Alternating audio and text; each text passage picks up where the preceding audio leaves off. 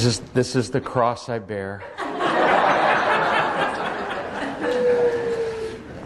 I just realized we have a Garth, Garvin, Gareth, and Gar. Invasion of the long fishes.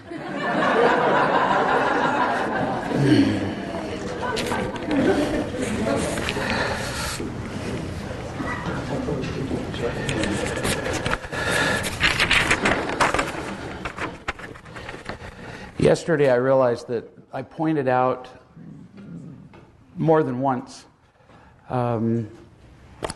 some couples who are doing this successfully, and I have a small brain, so I focused on those and repeated them more than once. But there are lots of couples who are doing this successfully, like Oodles.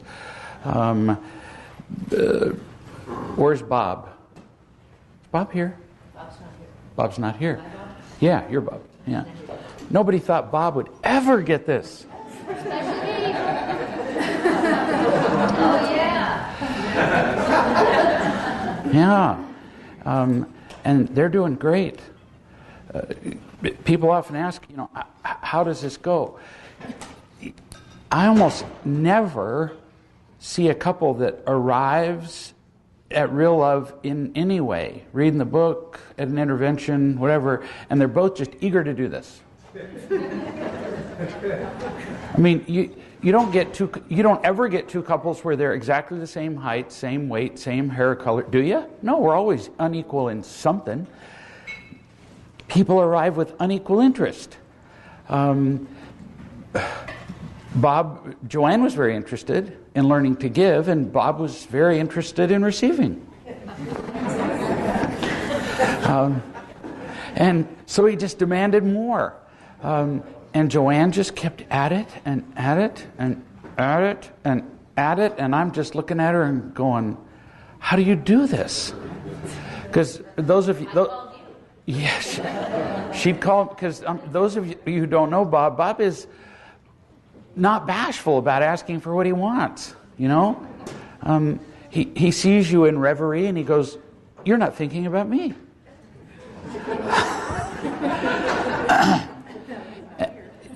See, he's not here. But he really could be like that. And then after years of Joanne doing this, he's just getting it. Who knows what it takes, right? In his case, it took years of her loving him. It took him getting seriously ill and nearly dying, and going, wait a minute, I think I have it pretty good. Whatever.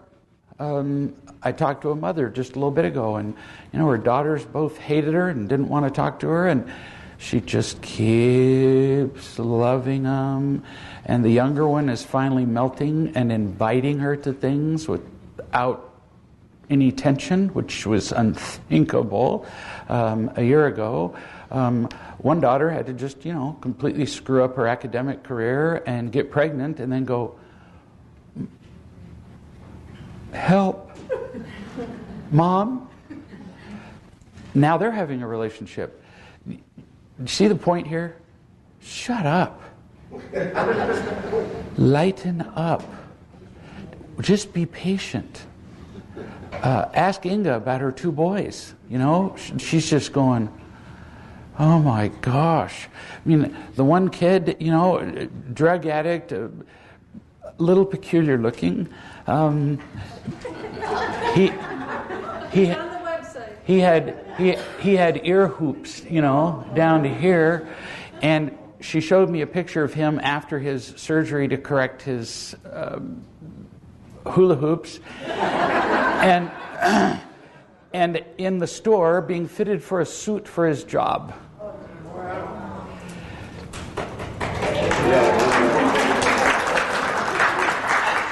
And it was his idea to give him the suit. And it was his idea. Just keep at it. Mary and Mike and Deb and John and Bob and Deb, there are lots of people who are doing this. But it's the people that don't quit. No kidding. So when I'm loving somebody, sometimes one of the common questions is, well, but you're going to go away. No. How long have I known you, Inga? 10 years. Ever failed to return a phone call? Email. So for some of you, that would be in the hundreds, really, individuals. No, I'm not going to go away, but you might. And that's what I tell people. The only way you can lose this is you walk away. You don't trust, you don't trust, you don't trust, you don't... da-da-da-da-da-da. And I've told you yesterday examples. If you do that long enough, I'll just go, okay, I got the message. I'm not walking away. You walked away a year ago. And I'm just finally, because I'm a little dense, going, okay. That's really all I'm doing. Okay, I got it now. Go screw yourself. I got it. I'll go away. It's pretty fun if you stick with it. You really can't lose. Gosh, I wrote it clearly, and I still don't know what it means. That's just a shame.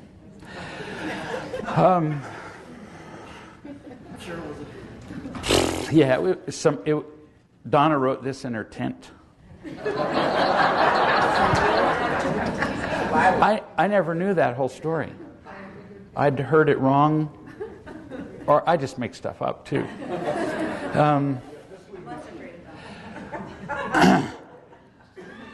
Where's Vanessa?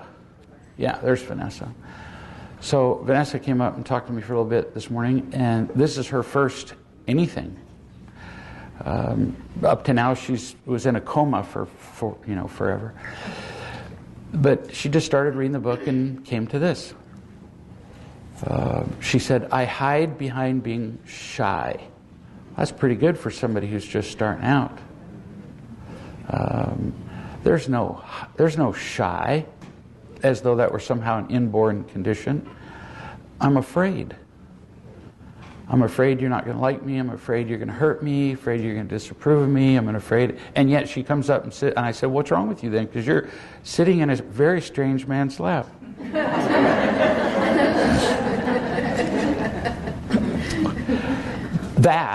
That's what courage is, right there. Doing hard things, if you're used to doing a hard thing and you know that you can handle it, so what? Really? But being afraid and moving forward, so she's already said her basic personality characteristic in her mind is shy. And here she is. Not just here, but up sitting in my lap. Well, that's brave. Because it's very easy to hide. You know? You can sit in a room like this. There are people who've come to multiple seminars. I've never met them. It's real easy to hide. Just say nothing. But she didn't. Still don't understand that note. Somebody said this to me. It helps her to not get too involved in the results of what she does when she realizes that she doesn't make the pizza, she just delivers it. I like that. Not all that fond of pizza, but we don't make love. Nobody's that good. But you can sure pass it on. The example I sometimes use, if you've heard it, Gareth, I don't really care, is if you've ever sat by a mountain stream, you ever done that? Up like a high, and the water's moving really fast. It's simple hydrodynamics. And you stick your hand out in the mountain stream. You have to kind of play around, but if you do it just right, the water will run along your hand and up your arm and across your chest, and you can get water to trickle out the other side. I guess you have to be a freakishly curious little person to do that. But so you can actually give somebody water over here, but you don't generate it. See? That's what love's like. And in the process, I'd never gone that far, but you could drink it yourself, I guess.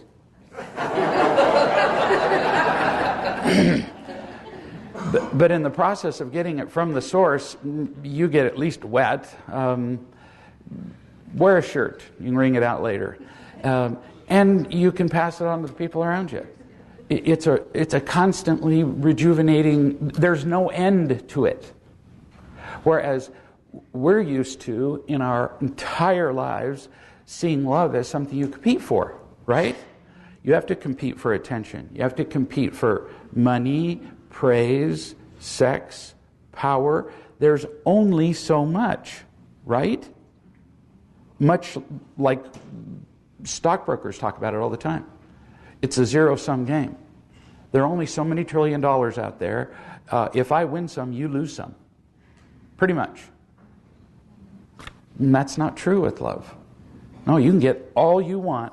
Nobody else is cheated. So you don't need to feel guilty about that.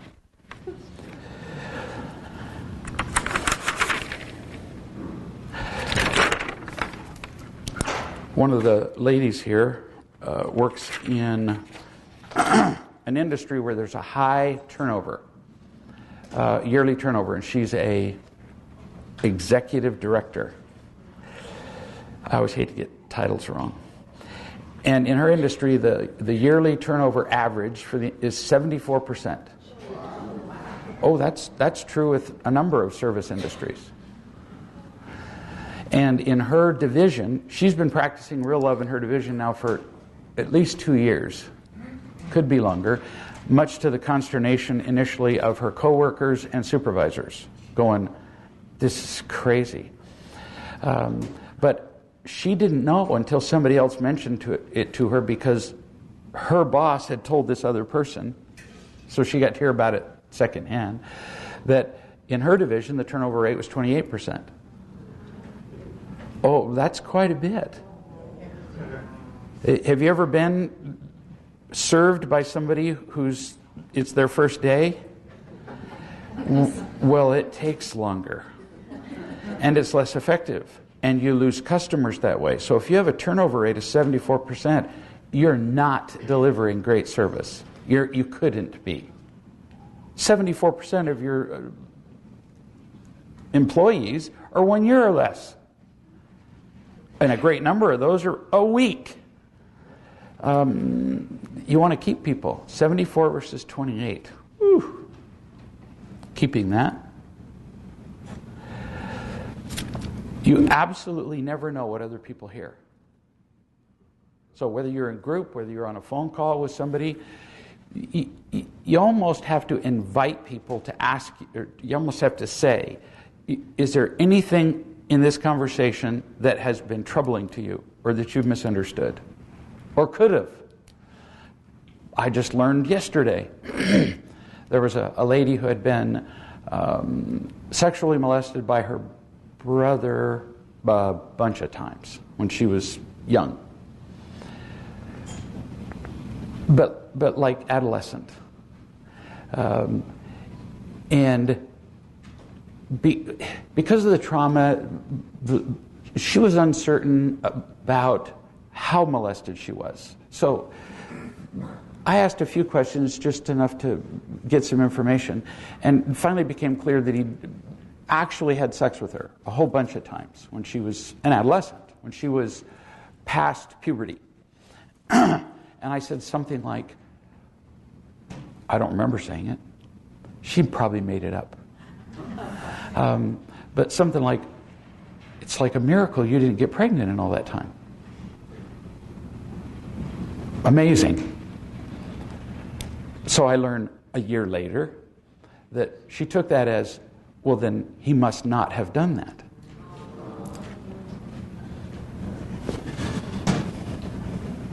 So ask people how they're doing with your conversations. And if you're having a misunderstanding, speak the hell up. Jeez. How many people have been offended by something I've said, and they ask me later, and I don't remember it, but B, I can't imagine saying that. In fact, sometimes people will say, you said this. And I'm going, well, that last word, I've never spoken in my life. So probably not. Well, you did. Okay. All right. I did. So, but I'm here now. So ask me what I think now. I'm unwilling to have conversations about the past for more than about 20 seconds. You know? You did this. Okay, what do you want now? See how important now is? Just not willing to do it. Boring. I was dumber then. You learn. But I'm still going to tell the tent story the way I want to.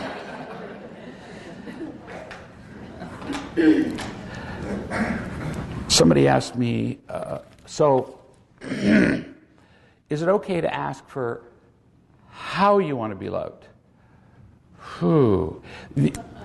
You're introducing a real potential problem. So, like, if somebody says, I like it most, Tyrone said this to me. Tyrone said, I really like it when you kiss my neck and stroke my hair.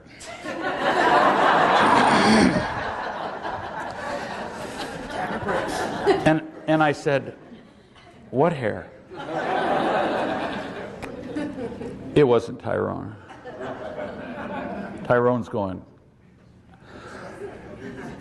yeah. So he's an easy target for this particular subject.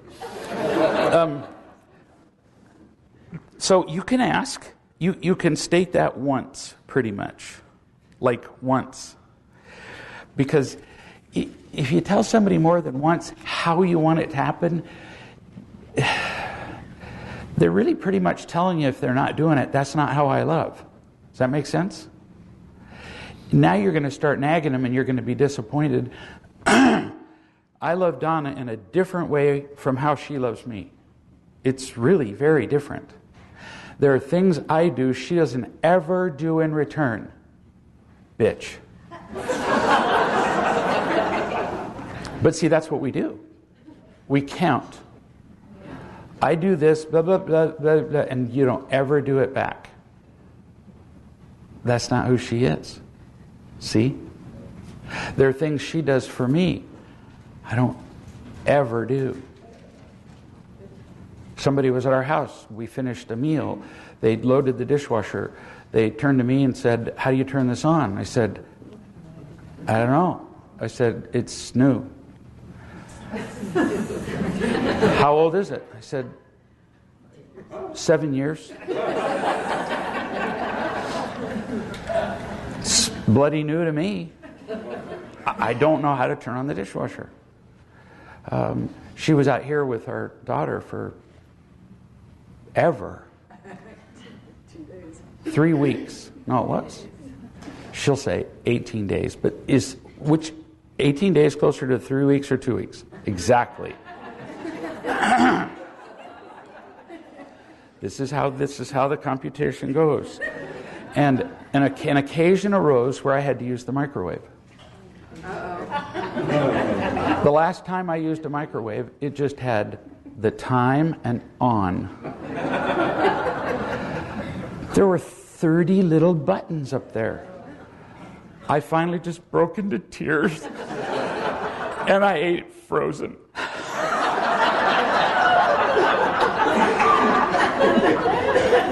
You just suck on it. Little pizza popsicles.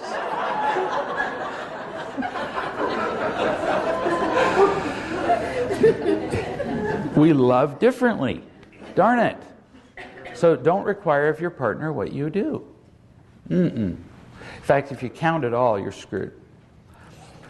If your partner doesn't love you back at all, what do? It's up to you. It's up. There's not a right answer. You could keep loving. You first need to be sure you are loving as opposed to obligating. You know, you see it in people's faces. They do something nice, and then they just linger with their look. They almost make you reach for it. That's not giving. So first practice giving. If you're criticizing your partner, you're not giving. If you give to your partner and you feel dissatisfied, discouraged, disappointed, you're not giving. You're not. So you first got to figure that out. Then you give unconditionally for a while. We're talking months, a year. I'm not kidding. Then you see if your partner's doing anything, and some don't. No response. Okay, well, now we have more steps to take. Now you can sit down with your partner and you can say, I am so much happier as a person because of learning how to be loving. I am so much happier in our marriage loving you. And I've noticed I didn't say but, and I've noticed that you just don't seem as happy as you might be. So I'm going to make a suggestion. You don't have to do anything, but here's how I learned to be happy. I read a book. I went on a conference call. I don't care. Something. For you. They do nothing. Or they might. Then you have another choice to make. Keep loving them and stay in it, or at some point you leave. I can't make that choice for you. Never will. Joanne stuck it out for a long time before things changed. It's very cool. She's liking her life. A lot of couples have had a hard time, really. And even in great marriages, you still have hard moments. I'll be. Yes, dear? I just wanted to interject right there because last year my husband and I, when I got home from the conference, I remember texting or calling people and saying, oh, my husband, he's so mean, conference call, he's so mean, and he was so mean when I got home, and da-da-da-da-da, and you know what, I've been practicing real love, and I've been practicing to the best of my ability for a year, and my relationship is totally different today. And he's not doing real love, but he's open to it. Yeah. And it's amazing. So she practiced real love. Her husband really didn't express an interest. She initially started, I'm doing this for the benefit of the recording, just didn't care, and she complained about him, and that didn't get anywhere, so she kept loving him. And then the most common response, no kidding, is that they may not get involved in real love, but they like it. My kids don't read my books. They don't care. But they're happy because they live it. They've seen it done, you see.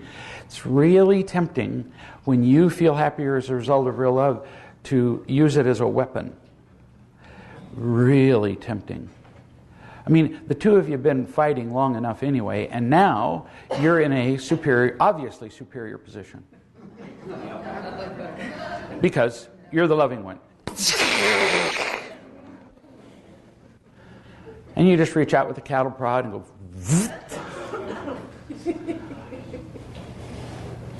and oddly, they don't like that. You'll get over that, or you won't, and you'll either stay unhappy or whatever. And some people, some spouses, some partners are quite beyond changing. It's not uncommon for you to be in a relationship. Remember, you picked your relationship based on who you were then. You were both trading like crazy. And then you come along and unfairly change all the rules. How are they supposed to keep up with this? You come home and suddenly start speaking Portuguese completely. And your partner's going, It's very confusing to them. In fact, they get irritated. I had no trouble with any subject in school as a kid. It was like breathing until I hit foreign languages. What the crap are you all talking about? And my worst experience in school ever, by far, in the 7th grade, was my German teacher.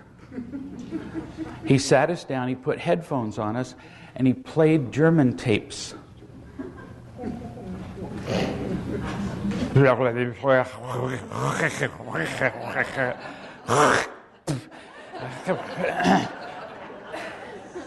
And I'm raising my hand and going, he said, just keep listening. What? You know, at some point you have to have a little Rosetta Stone, you know, a little thing that correlates that one and yours. It just made me crazy. And that's where your partner is in the beginning. They don't know what you're talking about. But if you keep at it, sometimes just the feeling will do it. With some people, that doesn't do it either. It's too scary. Some people cannot feel. I worked with a couple for, and she was the most bitter, angry, hateful, woo. And one day she went, you mean it. No matter how I am to you, you're just calm and you love me. She melted, like in 2 days. She's ecstatically happy now. Her husband, who brought her there for me to fix, never learned anything. Nothing. He stayed in his head. Always. How do you feel? Well, you know, I've been thinking. But that's not what I asked you. He couldn't do it, really, in his defense. It didn't even make any sense to him. How do you feel in this moment?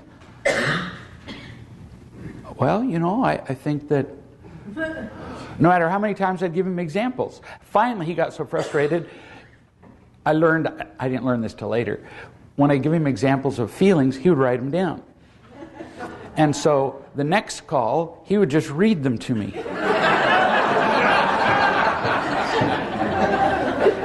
It took me a couple calls for me to recognize, because I'm so in the moment with you, I will not remember 2 hours later what I said to you.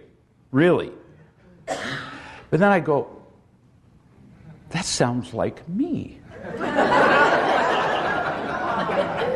I said, are you reading from notes? Yeah. Ha-ha. That is not feeling. Somebody, yes, dear. Give her the thank you. Whoa. So, can you say, I was just going to ask a question about that kind of subject. Can you say a little bit more about, so as you know, I go into my head to feel safe, and I think a lot of us do.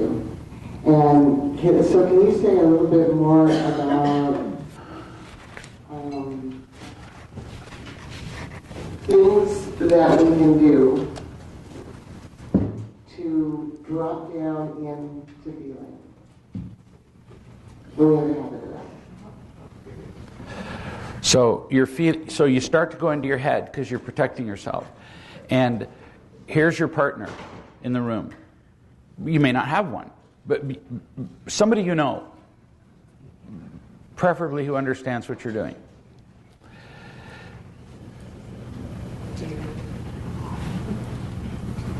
Way harder to stay in your head when you're touching. If it's your partner, hold them. Just say, would you be willing to go lie down with me and just let me hold you? Or hold me. Take your pick. It actually should be clear which it is. Does that make sense? Or you get confused? It's better that way until you get pretty experienced. Then you can hold each other. But it's better to just be giving or receiving.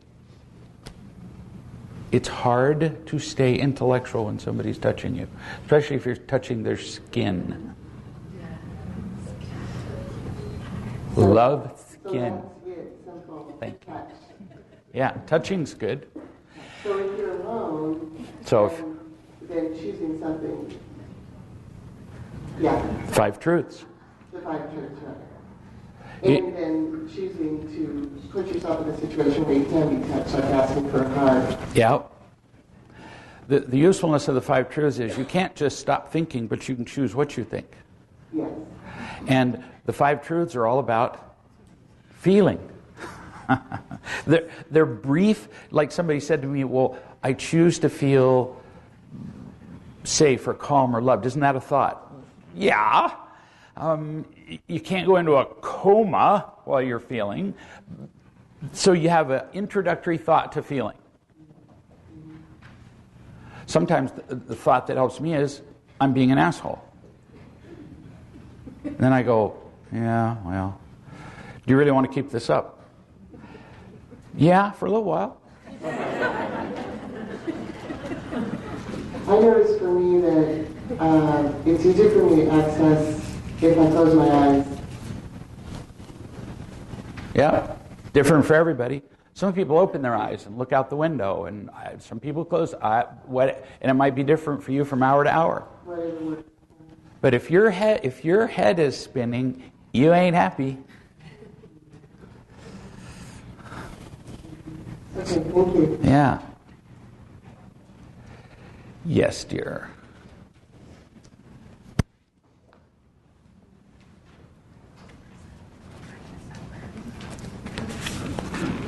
I wrote this down because I thought I might get nervous. Hi, Daddy. Hey, honey. Leaning into love and into the process of loving responsibility. Balancing this with church, family, friends, work, and school. Can you talk about feeling and listening and all of that? It's kind of several questions. So, balancing loved, loving, responsible with work, home, you don't have to balance. You carry loved, loving, and responsible everywhere. Everywhere. If you're not feeling loved, being loving, and being responsible, you're going to screw up every one of those things. So they're not separated. That make sense? Try it. Feel loved, be loving, and be responsible, and tell me when that interferes with something in your life. No. Separate question. And let me know if you have another one. Feeling versus, what was the other one? Feeling and thinking. Feeling and thinking, or feeling and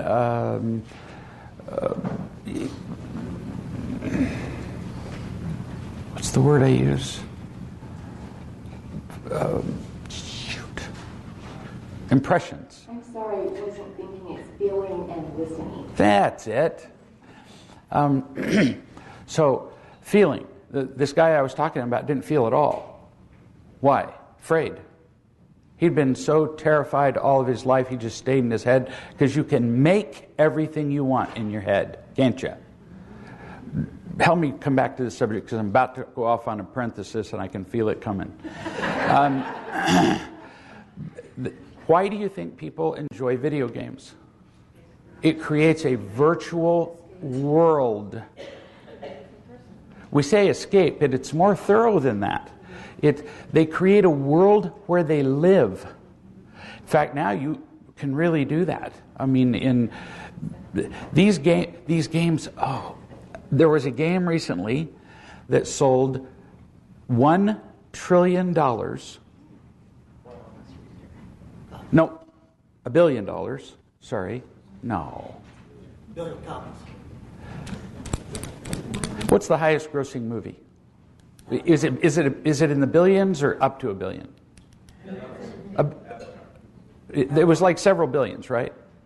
This thing sold billions of dollars. Crap, I don't care about the number. In 24 hours.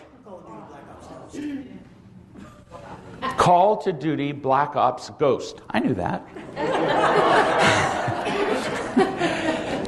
In 24 hours. How much was it, Chuck? You're right, it is $1 billion. It was a ghost, and it was actually took 48 hours for it to reach that number. Poof! It's the record. It's the record. 48 hours to sell $1 billion. Because when you're in that game, whoa, apparently you're in it. Yeah. They spent $60 million up front just to have enough servers so that when the game came online, people would be able to play. So these people spent $60 million just getting enough servers to handle the load, which they knew was coming. These are people who live in basement. Not everybody. But I know lots of people, not a few, who become so involved in these games, 45-year-old men, no kidding, who live in their 71-year-old mother's basement, and they play video games. Yeah, he's wearing the Black Ops band. And they play this game all day, all night. You'll hear about 72-hour marathons of these games. They're living there. Now, it works the same for porn. Now, you think, oh, porn's about sex. Kinda. But when you're in porn, you can surf porn. There was one lady who said, my husband never touches me. And I said, go look at his computer. She said, no. Okay, then don't go look at his computer. He had a hard drive of 600 gigs of just porn on it. I don't know how many movies that is. Chuck probably knows. He says, I have the band. See, you'll never do that again.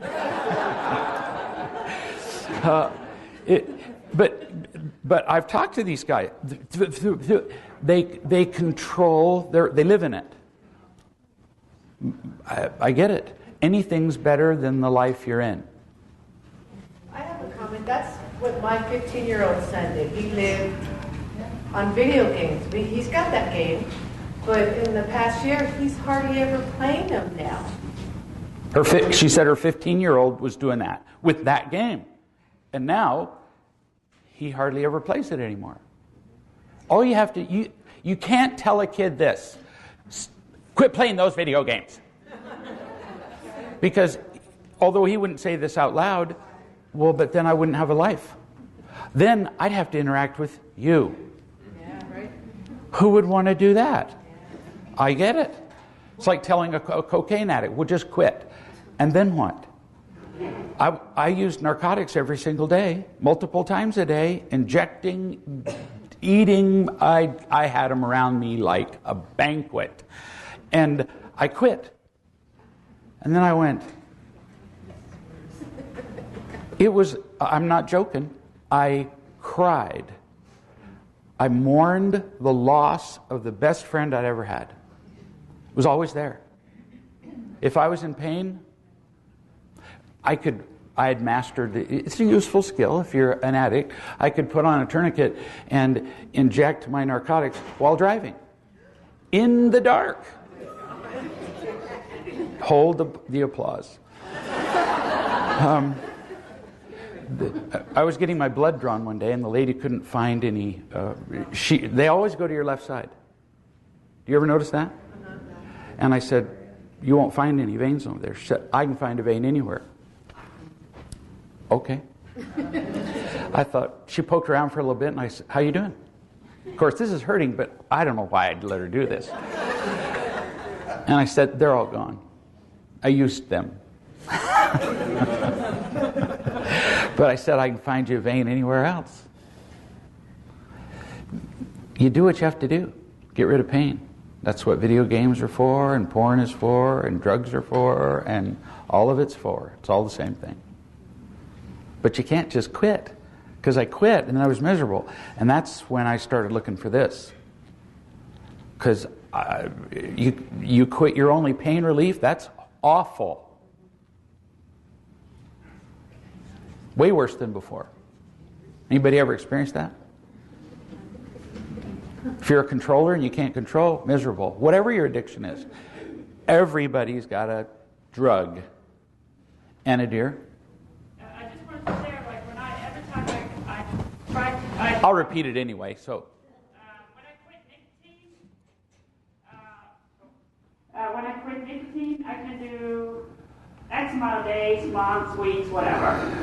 So the last time I did it like for a month, and I started again like a week ago or something. But I had this is how much it just fucks with you, like that when you don't have anything else. So when I went to group for the first time in many years, I went in there and I was just looking at everybody. I said, "This is a bunch of bullshit." I was almost crying in there. Because I'm like, here we have a lot of people just lying to themselves to make them feel better. And it was a terrible experience. And I knew that my brain was just, wow. And I was amazed to experience that. I mean, something that feels so real. So you got to experience how crazy you are when you're in addiction. Yeah. Mm-hmm. The worst pain ever. And I just rushed out of there and I got some nicotine. Uh-huh. And within 2 seconds, I'm like, that's nuts. That's absolutely, nuts. Uh-huh. Everybody has a different addiction. I'm a narcotics addict. Bring them on. And so when I had my knee surgery,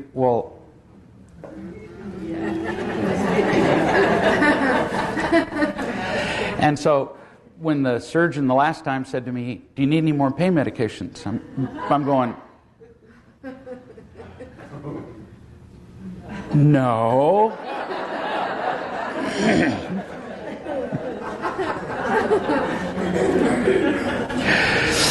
So I didn't get any, and when it was all over with, I said to Donna after however many weeks I had to have them, or at least that's what I said. I said, "Well, that went pretty well." She said, "Not as well as you think."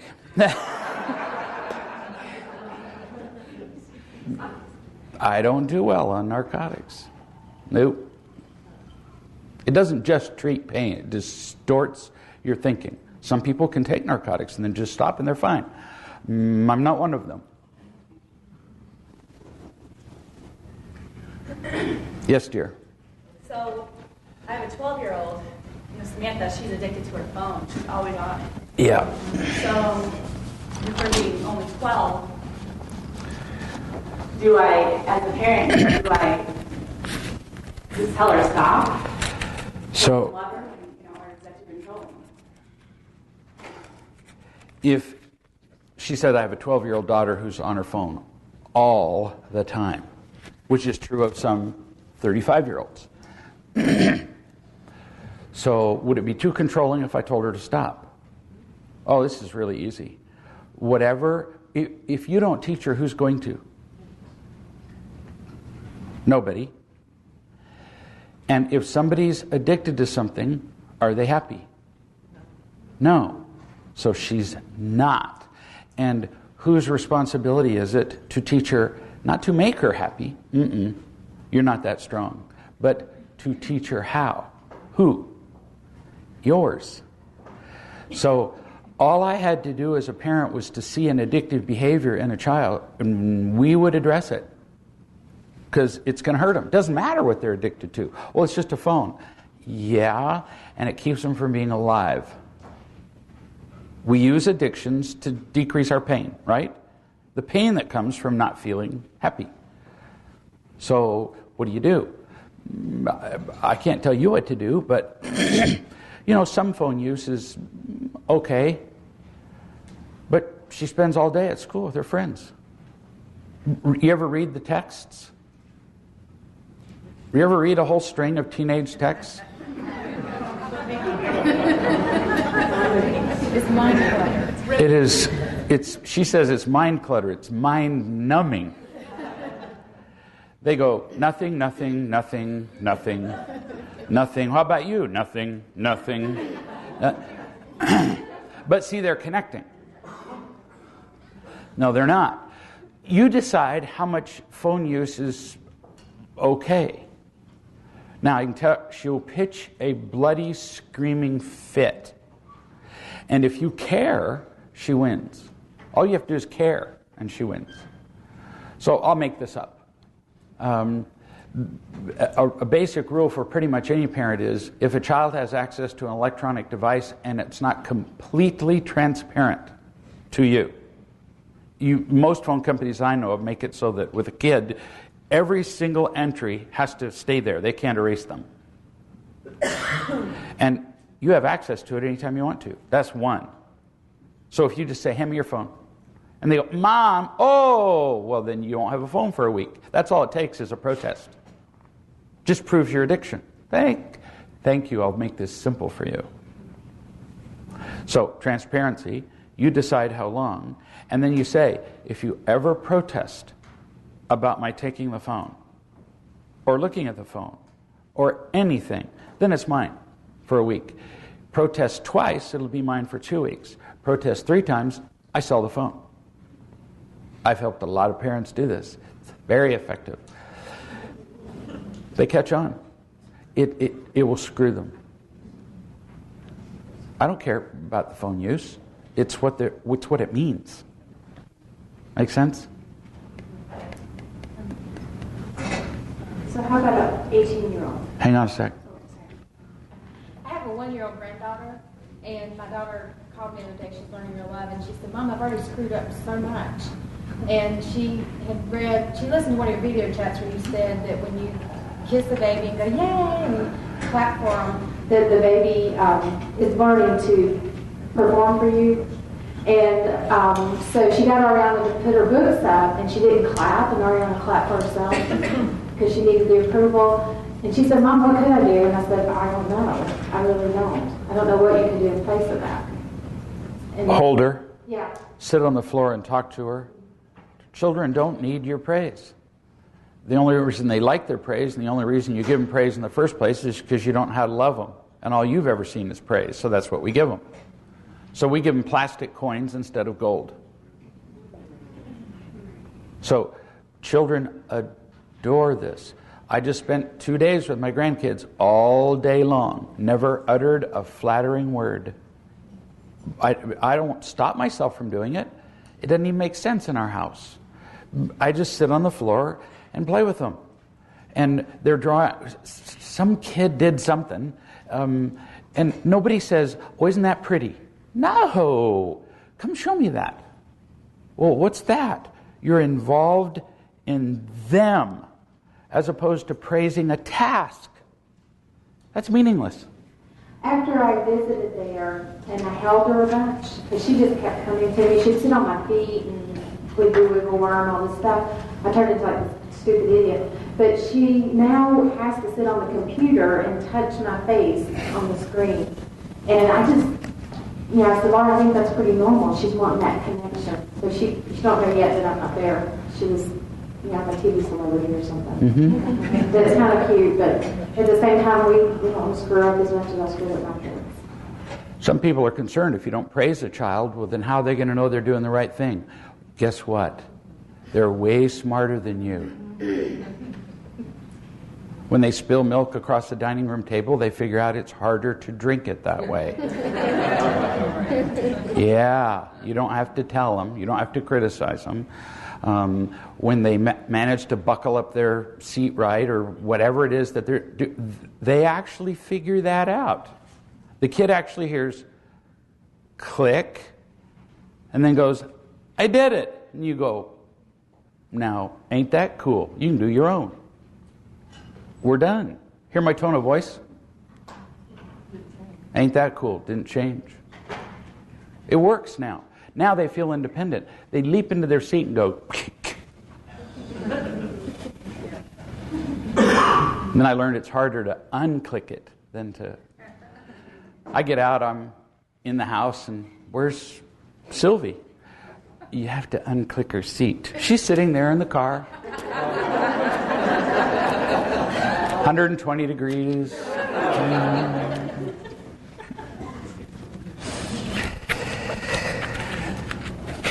Somebody had a comment, sorry. Oh, what do you do when they're 18? Yeah. You said. She would say, 18, 20, 22, older. It's none of your business. Okay, but it's none of your business. Now, you get to say it. You do get to say it. Say what? Once. You get to say, just like you would say to a partner. You get to say, you know, this is none of my business. You're 20 years old now. So I'm going to tell you this one time. Anything that we do repetitively, habitually, have a hard time stopping. That's the key. We make addiction a really complicated thing. Nope. If you have a hard time stopping it, you're addicted. Which doesn't count breathing. Don't send me an email. Then you're an addict. And it's to cover up pain. So, are you addicted to watching television? Easy to find out. Your wife comes in, simply presses the pause button, and if you blow up, you're addicted to watching television. She comes in and presses the pause button, and you go, what can I do? Probably not. We'll see. I don't know. Stopping is what you can't do. And you just tell her, there's just a happier way to live. I'm not telling you what to do. You want to learn more about it? I'll tell you. There. Vina. What about really smart kids? Because I remember when Oliver was growing up, his mother tried that, and he had a backup Ethernet cable, keyboard, mouse, and I'm sure he could have got a backup computer. The really smart kids require smarter parents. So I would restrict my kids from using the television, right? And I would come home and the television would be off. And then I would realize, wait a minute, these are the smart kids. And in those days, you could put your hand on the back of a television because it generated heat. Now, that's not true. And it would be warm, and I'd go... And so now you can do this preemptively. You can just buy a little... there are little cash boxes, you know, that you keep... They're little cheap metal boxes. They have a lock. And you just take a little jigsaw and cut a little notch in there, and you put the power cord inside the lock box, lock it, and they have this tantalizing cord that goes all the way up to the electronic device, and they can't get the plug out. So now they can't use it. There are way clever ways, though, to bypass that now. So you just have to be better prepared. Nowadays, you have to periodically do, just like they do in prison, a room shakedown. Really? I'm not joking. They live in your house. You want to know what's going on in your house? Periodically, you have to shake the place down. It's transparency. And they say, well, you don't trust me. And you go, I trust you with a whole lot of things. And there are some things that you don't appreciate the consequences for. So, for example, like when a 12-year-old says, I don't trust you to drive the car. I don't trust you to watch certain channels on TV, and so you have parental controls. And so, no, I trust you right up to your capacity. And so the more you demonstrate that you can be trusted in these things, then the more things I don't worry about anymore. But no, hell no, I don't trust you completely. You're 12. That's all. Because they love that one. You don't trust me. Like they've got you. I want, oh, you're right. Inga. Also, what I found is that the minute I took anger out of my voice in my behavior, it was night and day. And I had to be willing to live with some inconveniences for a while. So when my son wasn't participating in the household chores, I unplugged the internet. So for a while I had to live without internet. But the combination of me, putting up with that and not being angry and just being consistent, wow, within a few hours, my son was doing his chores. I mean, it seemed like too good to be true. And it just worked that way. Inga says, don't be angry and just keep stating what you want. And people respond to that. And don't over-explain yourself. Just say, this is what I want. So remember I told you the story yesterday of this guy who was traveling to be with somebody who's here at the conference, because he was sure he was going to get laid last night. I know you're dying to know, right?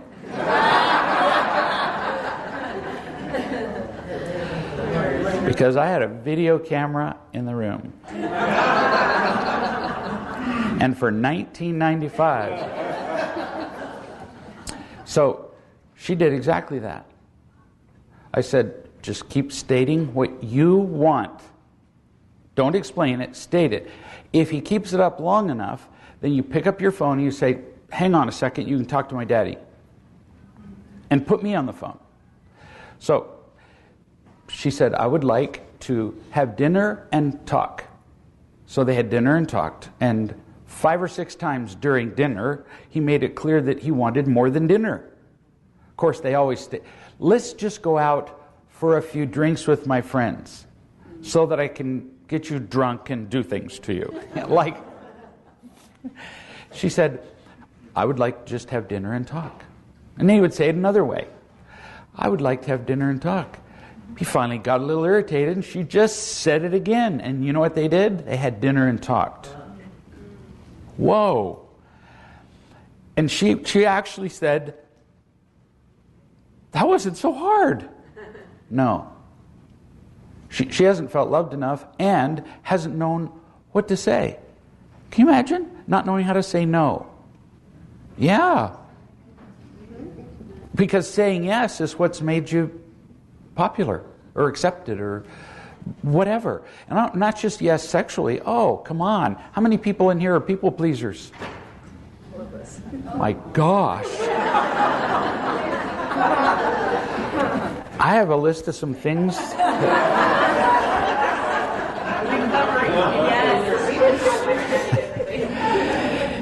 And this is entirely understandable, because if you're addicted to cocaine, eventually somebody will say, this is not acceptable, it's affecting your performance at work. If you're drunk, people will eventually comment on it. You're addicted to sex, there are complications from that. But if you're addicted to pleasing people, who will stop you? The whole world is going, thank you for this addiction. They will use you. They won't even be aware of using you. In fact, because when you smile as you please them, they think that they're doing you a favor. Really. And then you're screwed, sometimes literally. I have a question about that. I've been wanting to ask you all weekend. And I'm a horrible people pleaser. And I have done it all my life, and I'm trying to learn to not. And so with my customers, I clean houses, they have expectations because I've been doing things all along that really aren't included in my price. So now I want to be different.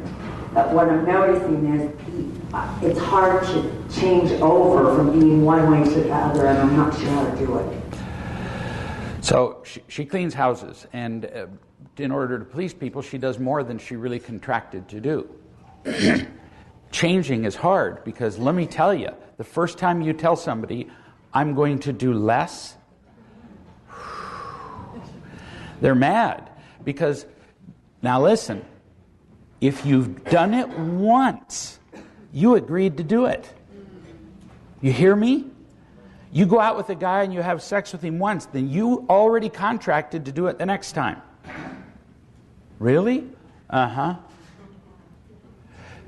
You go past your contract, they just go, well, then that's what she does. And they'll just keep adding. People pleasers are the ones who are last to leave at work, and the boss gives them the job to do and then another job to do, because the other people give him crap when they give him work to do. So he just gives it all to this person because they're willing to do it. And the boss is going, well, there's no problem here because, well, she likes it. Well, it turns out part of her does. See? But it's a trap. You never please them. You never please the people. I mean, how many of these people that you do more for gush about how much you do for them? No, they don't.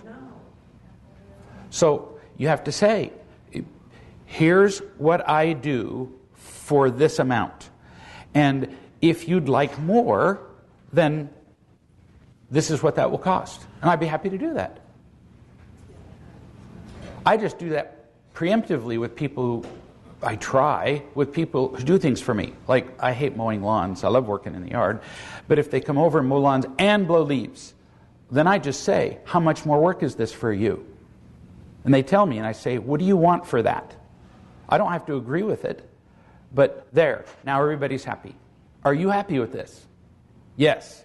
Well, if he's lying to me and he's not, that's his problem.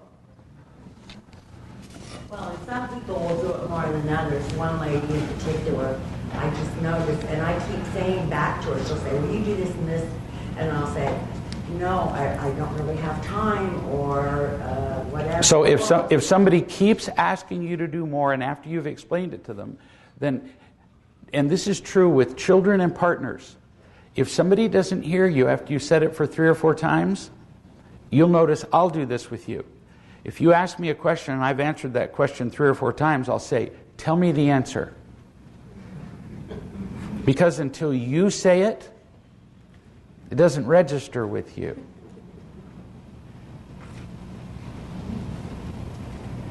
They have to say it out loud, or you write it, or whatever.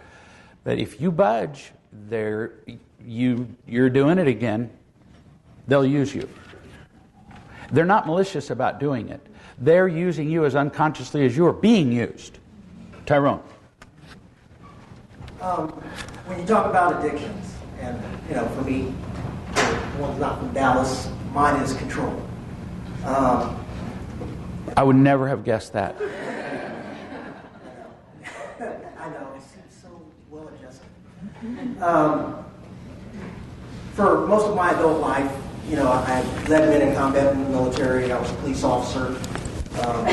Now I'm in upper management in business, and so pretty much a job function for me, 8 to 12 hours a day, is control. How do you turn it off? So, I've spoken at a lot of corporations. I spoke at MIT to 150 CEOs. And increasingly, business leadership models are realizing that people don't want to be controlled. And so we think we have to do it. And it turns out that in the military, you really kind of do. You can't say to a group of guys, now, I love you, and we could stay here behind the concrete building, or we could go out where people will shoot bullets at us. No, it really kind of has to be a command.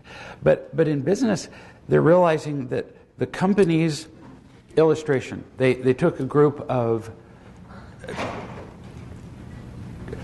like 3,000 or 4,000 companies. And this business guy, who's a friend of mine, University of something in Massachusetts, and they weeded it down to 22, I think, companies. And they what they were looking for was they sent surveys out to the company's employees, vendors, customers. There was one other thing, can't remember. Here's all they wanted to know: how much do you love the company? How much does the company love you? It had nothing to do with profits. And they got the questionnaires back, weeded it down to the 22 companies that were most loved and loved those groups most. And over a period of 20 years, those companies were what percent more profitable, return on investment, Standard & Poor, than the average S&P? 80% more, 300% more, 1,500%. So it turns out that we don't have to control people. People perform better, they're more creative, they are more communicative, they're more everything when you care about them. So the first part of my answer would be, try it there. Read Real Love in the Workplace. Got nothing to lose. If it doesn't fit your personality, okay. And you still want to control at work, okay. But then when you come home, 2 things. You go, home ain't work. She ain't a task. And then your partner's in on the gig now. And so I look at your partner in the eye and I say, if you let this maniac control you, he'll keep doing it. He won't mean to. There's no fault finding here. You hearing this? No.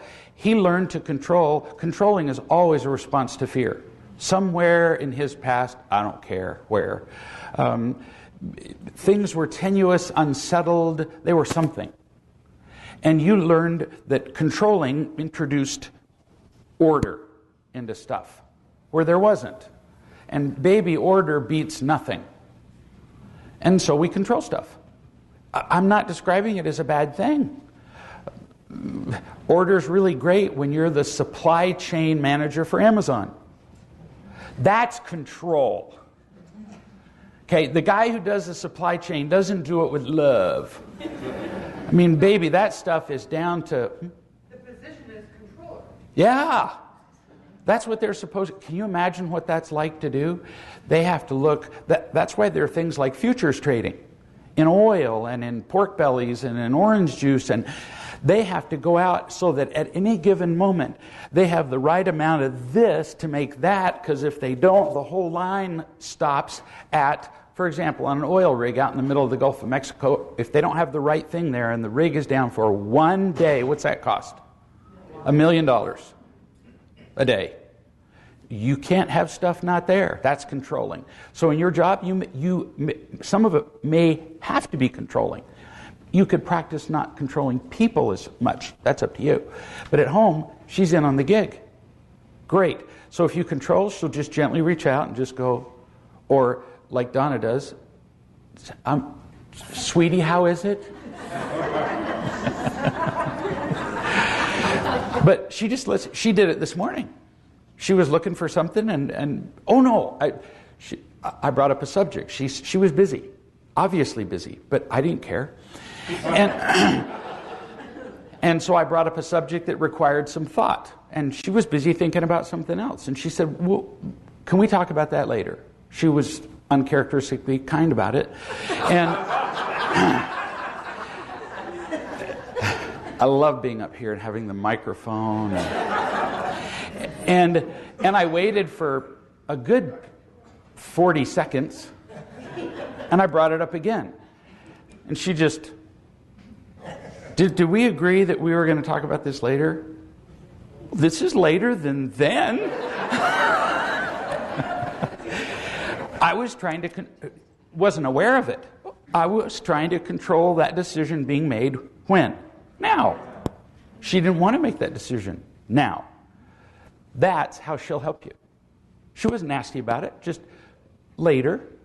And I got it. Took twice. Oh well. Hang on. Yeah, Dennis. A corollary to that question is when it's not really control, it's at my job, for example, my job is to help solve problems. People come to a problem looking for solutions. When a family member or somebody comes to you asking for or telling you what the problem is, my MO is to help provide solutions. Now, if I don't provide solutions and things go poorly, and the person keeps coming back with problems, they tell you about the problem, they don't want to hear the solution, but it impacts you, where do you say, I'm going to help with this situation because it's impacting me negatively, this is what's happened in the past. Not really control, but it is. So if just because something negatively impacts you doesn't give you the right to control it. We think it does, don't we? I don't get to control it. I don't get to control the person. What do I get to control? Me. Well, someone just said the way it impacts you. What? Somebody just said the way it impacts you, which is you. Still you. We've been taught control the things out here. No. So Donna just said, we decided to do this later. If I'd kept it up, she would have just kept doing that. She would have eventually left the room. She would not have stopped me from having that discussion. And it was negatively impacting her. She would have just left the room. People are not problems to be solved. Remember this. Would you write that down for me, please? People are not problems to be solved. Now, I'm going to keep going. Even if they ask you to solve it. Because they'll come to you and they'll say, I'm having this problem. And then you go, oh, the door in. And we just step right in with, wrenches in both hands, Donna will ask me a simple question. I'm going, I am so privileged to be able to solve your life. So, Fred, if people are not problems to solve, what are they? Oh, that's not good enough. So, people are not problems to be solved. People are human beings to be loved and on rare occasions taught. Rare occasions. If you love and teach every time, it just doesn't come across as loving. Garvin. I heard a really cool example of this just a couple of days ago on a news story. There's a middle school in San Jose, California, and their approach there is very different. They basically form up the class into a series of teams, and then they give each team a problem to figure out a solution to.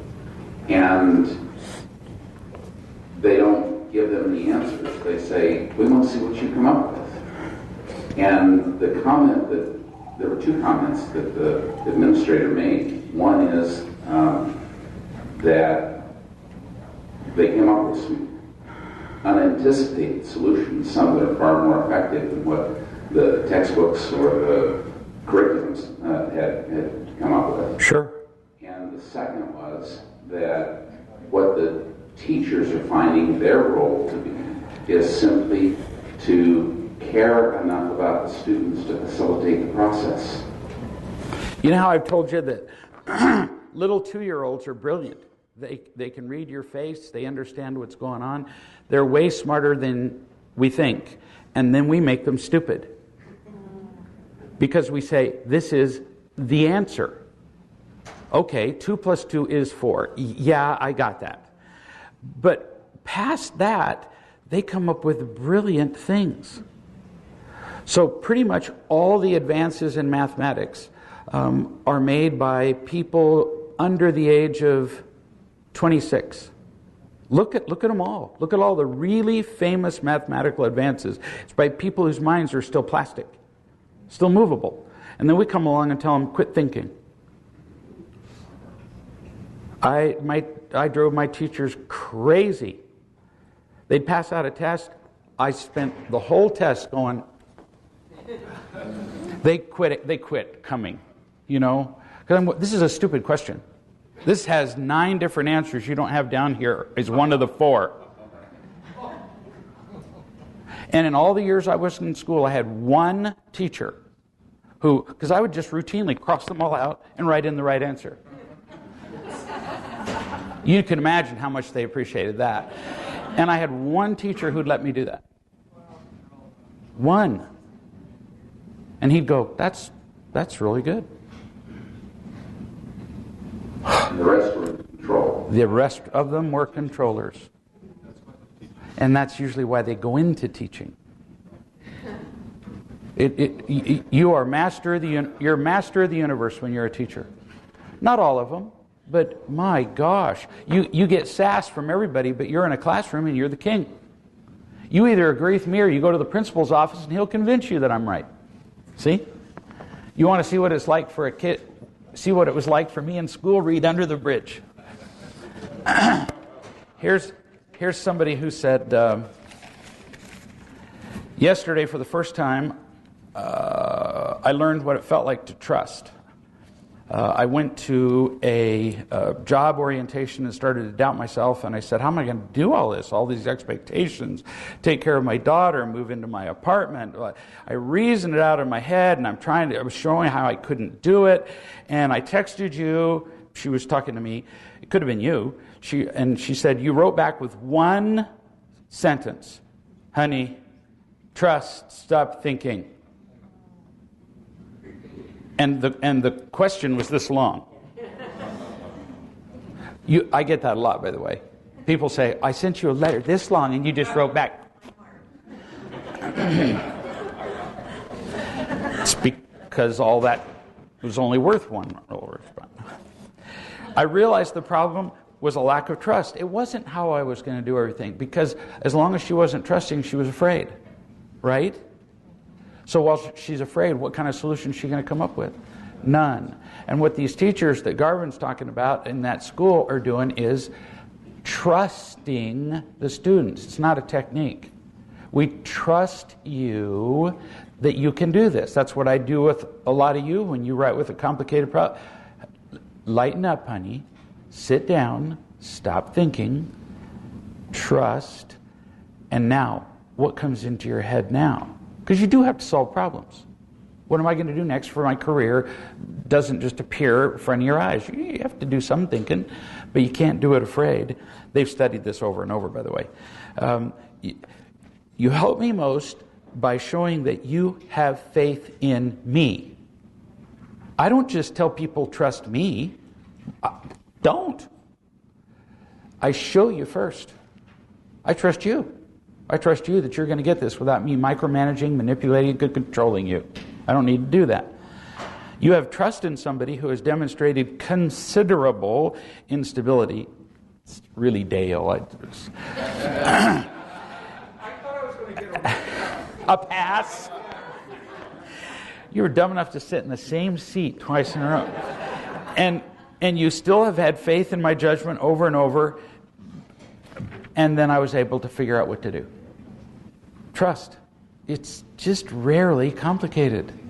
Unless it's, differential equations and fractal geometry. Rarely complicated. So, let's take 15 minutes. I wouldn't have done that nearly as well. She did. So, at the break, I'm just giving you an illustration of where people are in realizing how much love they have in their lives. So, lady comes up after watching 10 people in a row sit in my lap and be held, and then she sits next to me. What's she telling me? She's afraid. And then so she looked over at me and said, I don't know what to do. What's she telling me? She's afraid. And then she smiled really big. I'm afraid. See? Still afraid. We don't pay attention to the clues. This is really new to me. I'm afraid. Getting a pattern here? I'm afraid. And so I just held her and did nothing, said nothing, and gradually she began to relax. But if I looked at her, she'd smile real big. So you're worried about what people think of you. You can read minds. Yes. We're all not really all that dissimilar, There's only just a handful of behavior patterns that we exhibit. Fear runs all of it. Fear's the engine that does it all. If it's not love, it's fear, really. Another lady said,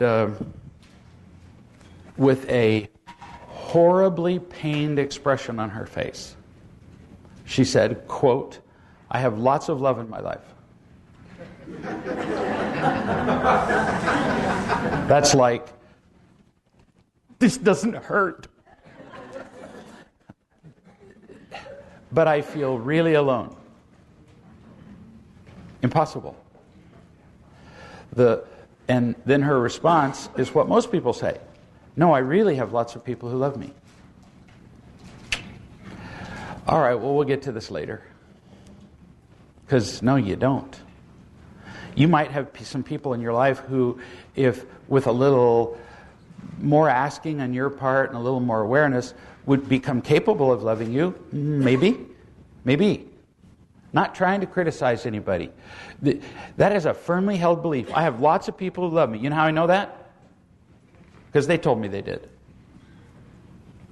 Well, so if your parents defined conditional approval as love, well, then you have lots of love in your life. But it isn't. Or you wouldn't feel alone. Why do I feel alone? She says, I feel alone because I don't have a partner like you do. No, wrong. You don't have to have a partner to feel not alone. In fact, the most truly alone people have partners. You want to really highlight feeling alone? Get married. You think you're alone now while you're single? Get married. Oh, I can point out a dozen people in this room who can tell you about that. Or sit in a crowded room. You feel worse than you did sitting alone at home. So no, that's not the answer.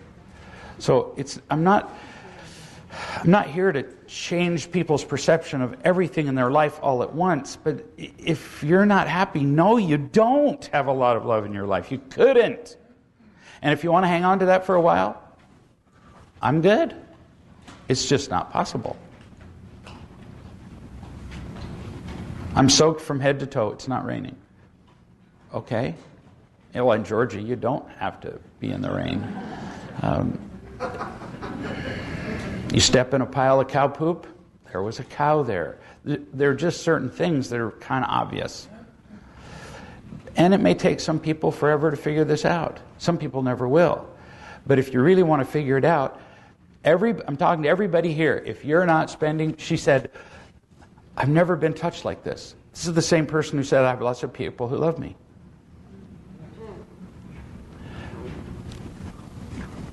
Well, then get touched like that. Now, in the beginning, come up here. I'll hold you. You've been here long enough. Look at the people who've been touching people and holding their hands, and look at those. Find one of those. Greta will hold your hand. Bill will hold your hand. Inga will hold your hand. I can just name 3 dozen off the top of my head. Just start off, just put your hand on their knee and let them put their hand on yours. And just sit there and don't say anything. Many people say, what am I supposed to say? Nothing.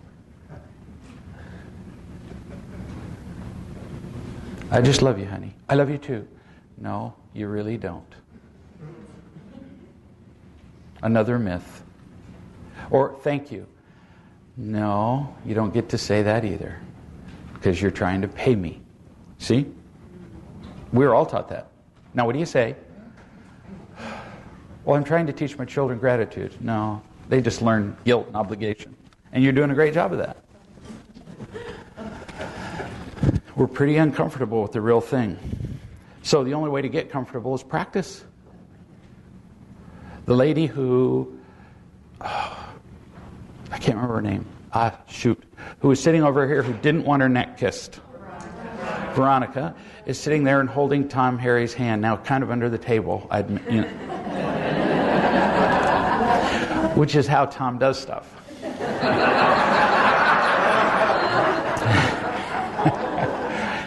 But she's getting touched. We like it. We like to be touched safely. I do not respect people's personal space, except for Tyrone's. And everybody where they are. No kidding. There's no criticism. It's not like, you ought to be. Nope. No. Tyrone will become comfortable with being touched. However, ex-military policeman controlling, being touched is hard to control. It's not a natural thing. Okay.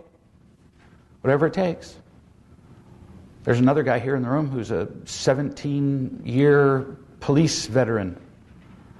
And it was a little uncomfortable for him at first, too. And now he likes being held, like a little baby. So do I. How do I know when to give up in a relationship when my partner moved away to another state? I still want to continue the relationship. She doesn't. Do I court her? I can't stop thinking about her.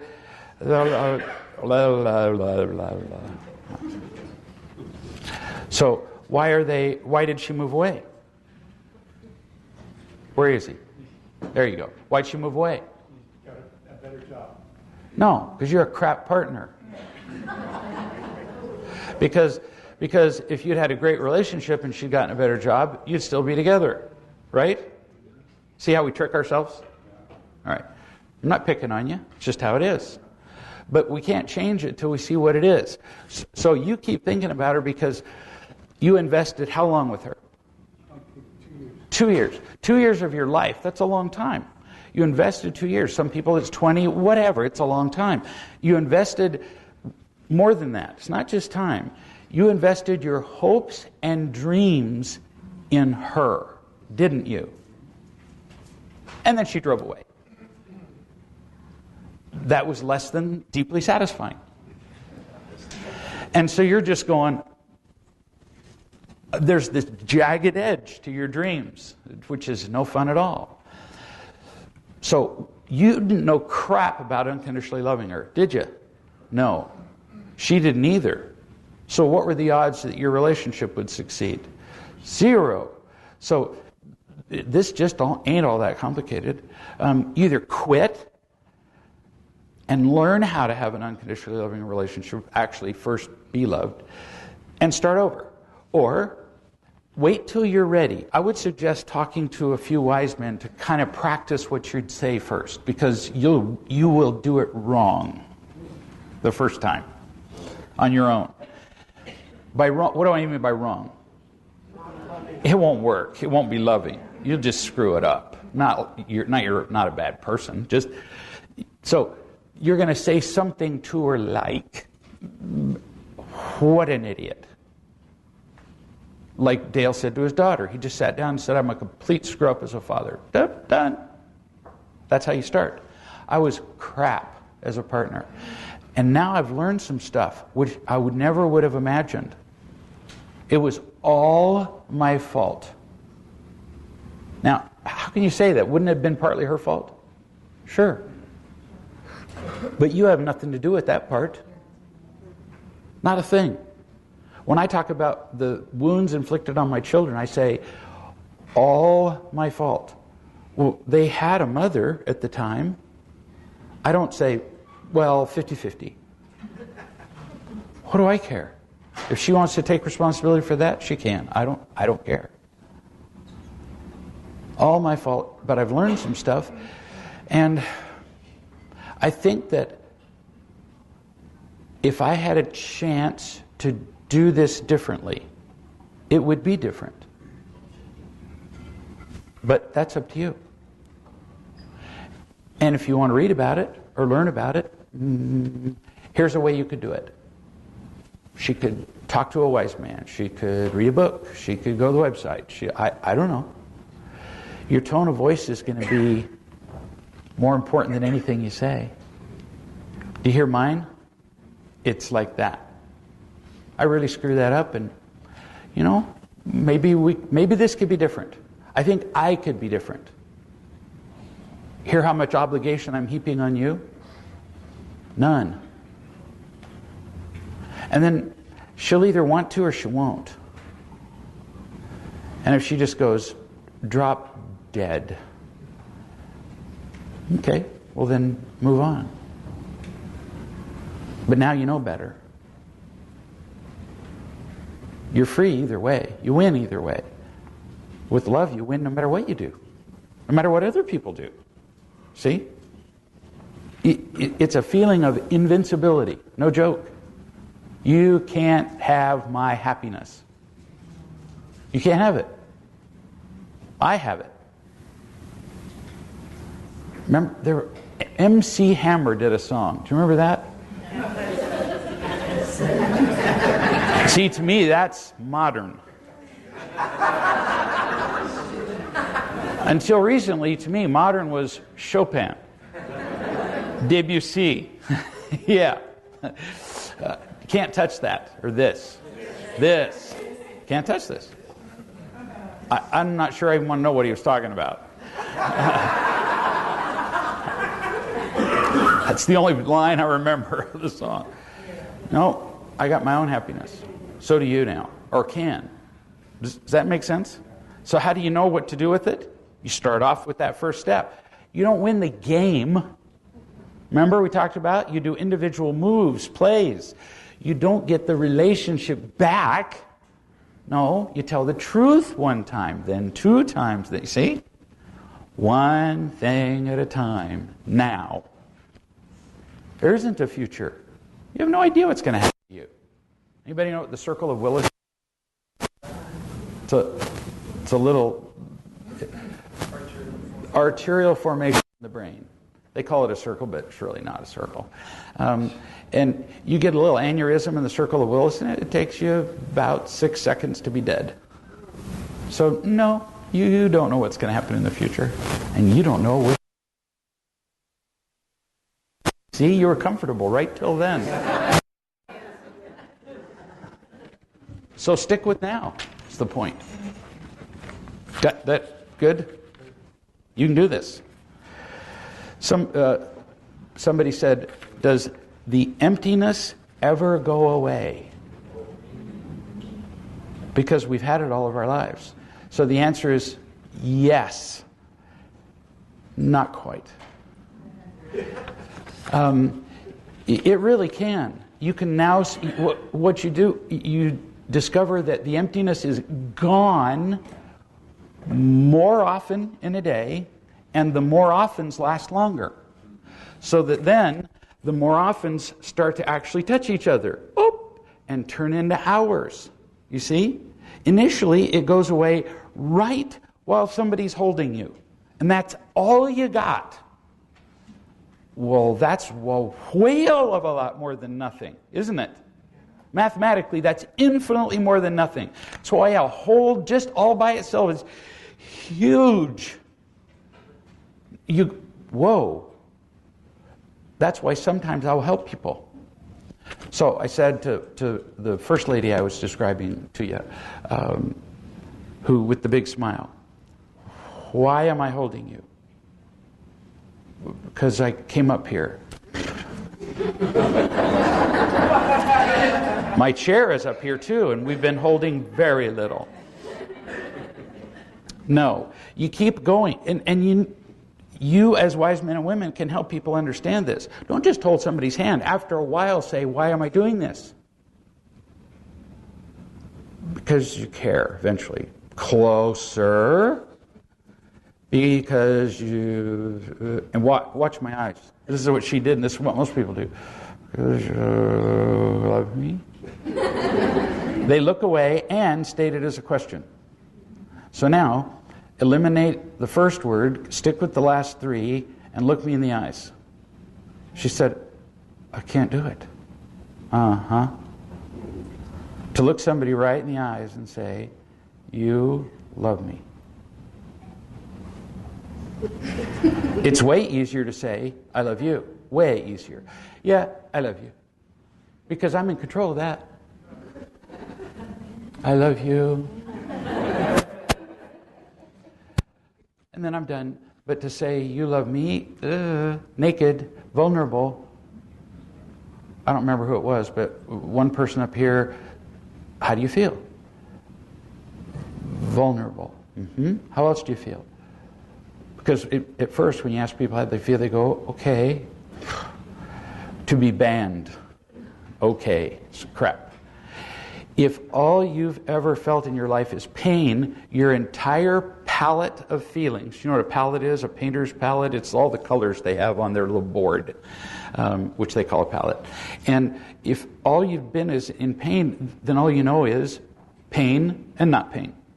Pain, okay. Okay and not. You have a palette of black and white and gray. Whoa. So you will have to help people express more colors. Why? Because they're here. So why not use them? So you sometimes have to help them. So, okay, keep going. Vulnerable. That's a feeling. It's a little kind of a version of afraid, but that's all right. Vulnerable, but also willing. See? And then keep going, and 3 words later she said, safe. I went, whoo, whoo, whoo. Vulnerable and safe? Have you ever said that before in your life? No. Ooh. We're done. We're good. That's when people start to really trust. Vulnerable, safe. Vulnerable, not afraid. You have to help people experience feelings. They don't know what it is. Say it again. You love me? Say it without making it a question. You love me. Again. And by the 3rd or 4th time, she's crying. She never said that before. Ever. Well, it's never really worked out with all the men who... Yeah, God help them. We just can't help ourselves, you know. A cute little chick smiles at us and we go, love. It's love.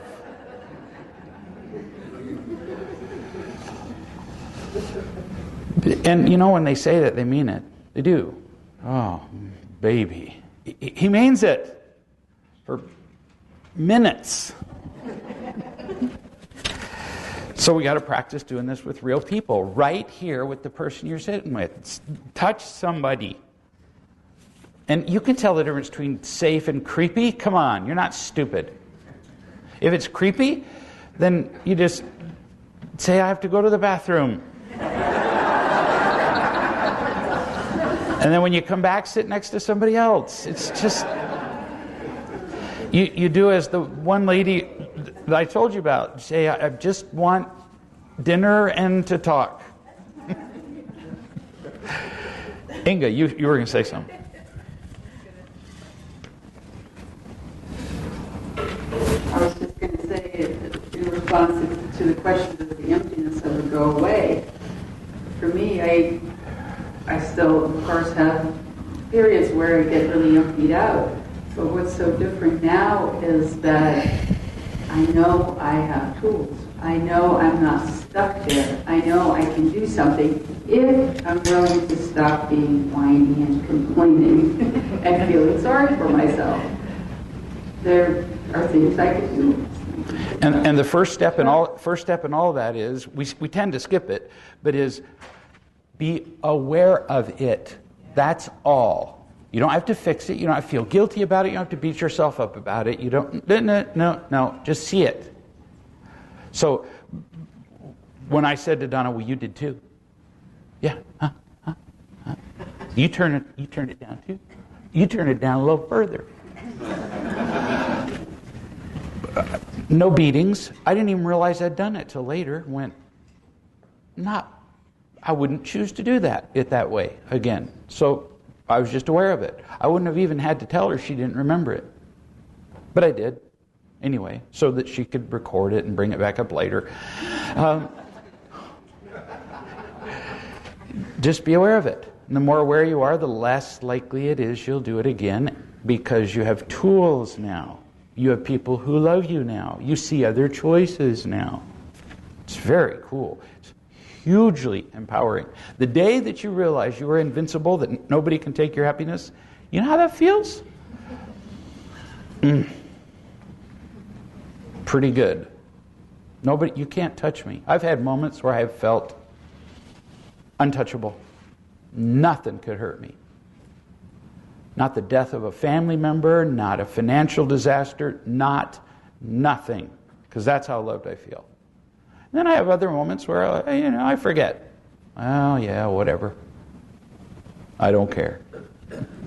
Somebody else that I ignored. Yes, Brenda, dear.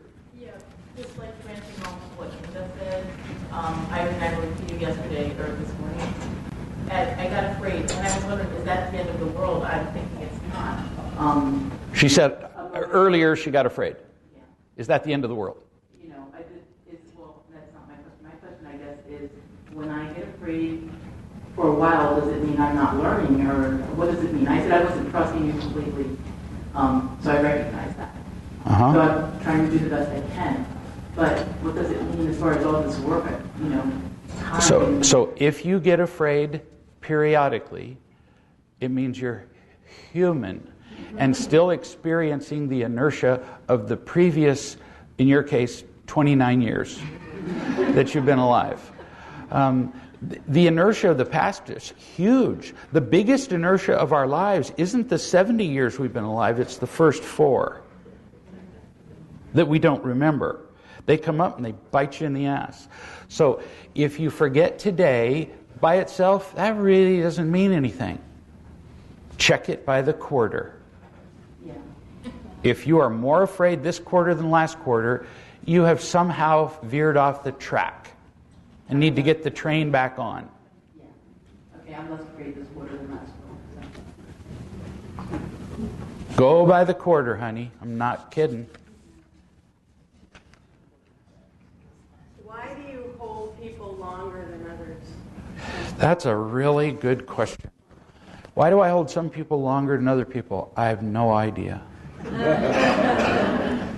I hold people till it's time not to. Is that according to yours or the other or the person's timing? Mine. Because I'm taking into account me, them, and everybody else in the room. Make sense? So if I let people up when they were ready, that might be exactly the time they need not to get up.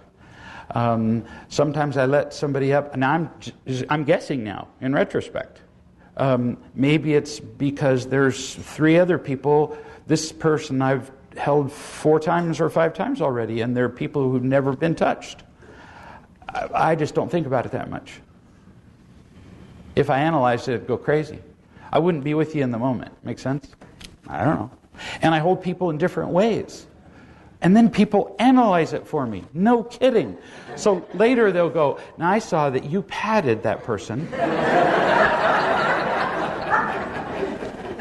Really? Okay. Everybody's just different. I don't know. Just go with it. Greta. Will you circle back to feel and listen? I never did finish that. That was what, an hour-long parenthesis? Whoa. When I said, remind me of the parentheses, I didn't really mean it. So, feeling. We spend our lives thinking all the time.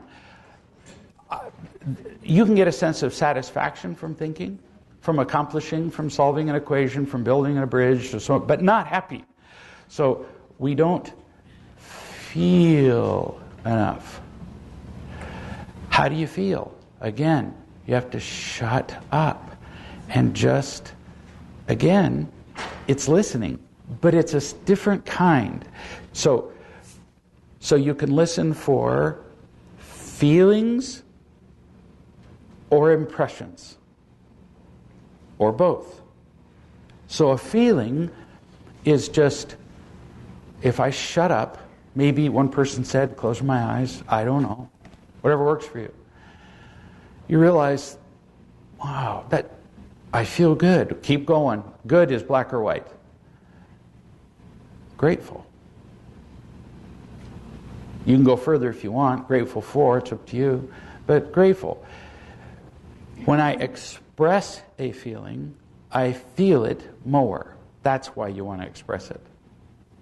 Otherwise, the feeling's there, it's unacknowledged, and it will go away. What you feed grows. Kind of that old cute Indian proverb, which probably isn't Indian at all, you know. We all have 2 wolves in us, you know, a bad one and a good one. Which one is going to survive? The one you feed? I don't know. There's truth. We like to make up Indian proverbs because we're so stupid. We think other people are smarter. So there's, the Indian proverbs and shamans or the Near Eastern. It's all right here. There's nothing new under the sun. So identify your feelings and just bathe in them. Let them happen. They just go. Otherwise, or we wouldn't even have them. So I was holding somebody up here. How do you feel? She didn't even know. So we kept going until she got to the feeling. Now, just sit in it. Just sit in it. Her eyes are welling up with tears as she realizes she feels safe for maybe the third time in her life. First 2 times she was caught in a safe deposit box when they closed the bank and they didn't know that she was there. She never felt safe before. That's feeling, which involves listening. Or we listen for impressions, thoughts, a word, a phrase. But it's all still listening. Does that make sense? And notice, all of it is related to the single word I keep repeating, hopefully subtly, awareness. I want to live my life aware. Or some people would call it, I avoid the word just because they make such a woo-woo thing about it, conscious. Because people like to talk about consciousness. And they don't know what they're talking about. So I avoid the word just because it has so many meanings. Be aware. Because consciousness can mean, wow, awareness, a being, an eternal power, it goes on and on. It's just too complicated for me. Somebody else had a hand up, and dear? A little while ago you said something about holding. In the beginning, it's better that it goes one way, like to be able to see. Could you talk a little bit more about that? So we have been trading imitation love for so long, like as in our whole lives, that we don't even know what it's like just to receive unconditionally. Just moments ago, same lady. I don't want anything from you. Every other man in your life has wanted something from you. All of them.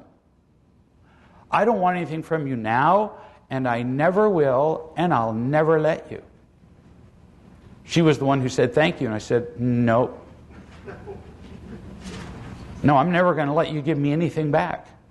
Because you need to know what it feels like to just receive without any confusion about what you have to do. How is that possible if we're going to go back and forth? See? Which is why unconditionally loving in a partnership is especially difficult. Partners, which means we what? Share everything. Oh, damn it. Now we're sharing. Oh, well, sharing how well, how much? We got to quantify this now. So if you're giving, you see how it gets confusing right off? Which is why it's fairly important that every person in a partnership have somebody who gives to them unconditionally. See?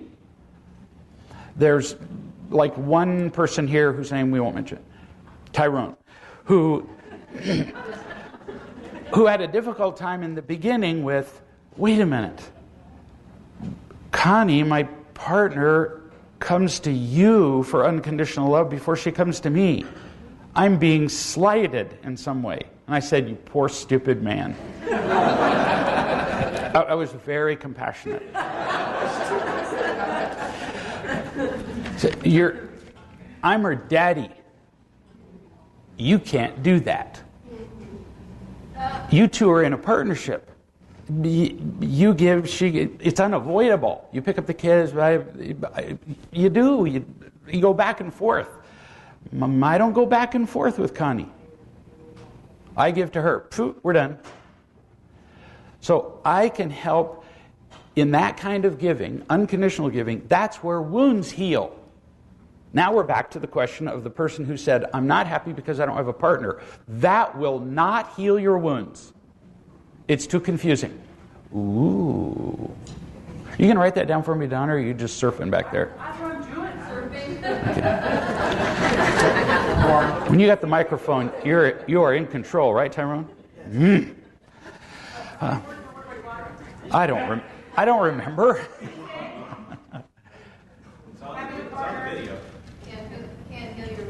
Oh yeah, partner can't heal your wounds. It's on the video somewhere? No kidding, huh? Oh, this video.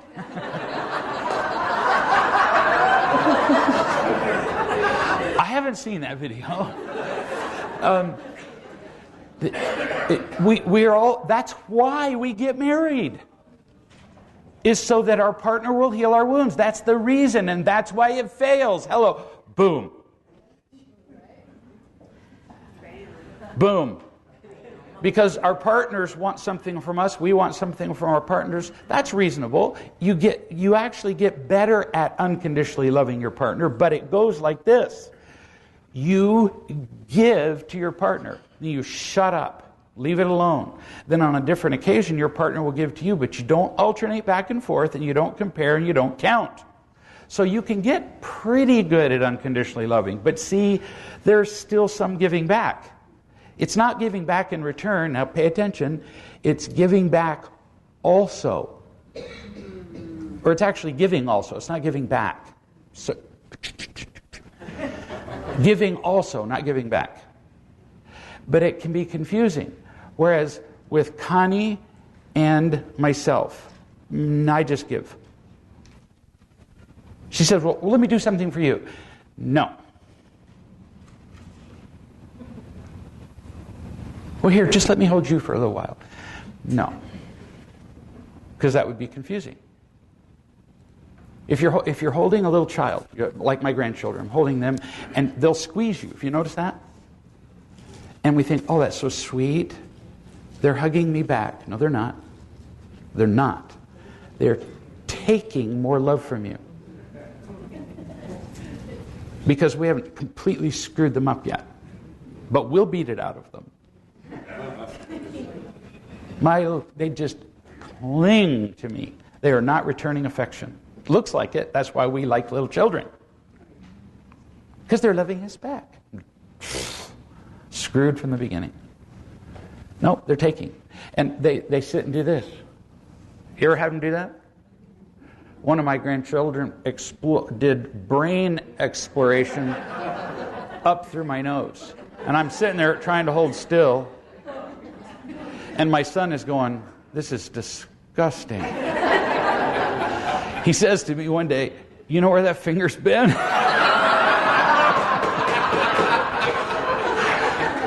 It's been up my nose.